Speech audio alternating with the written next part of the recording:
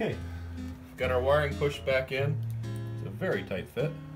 We're going to go ahead and take the supplied screws.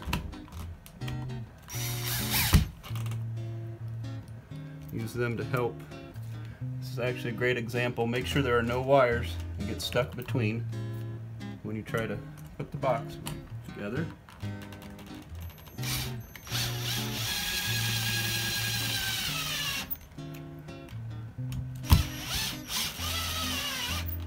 Okay, we're going to go ahead and turn power back on and check to make sure everything works.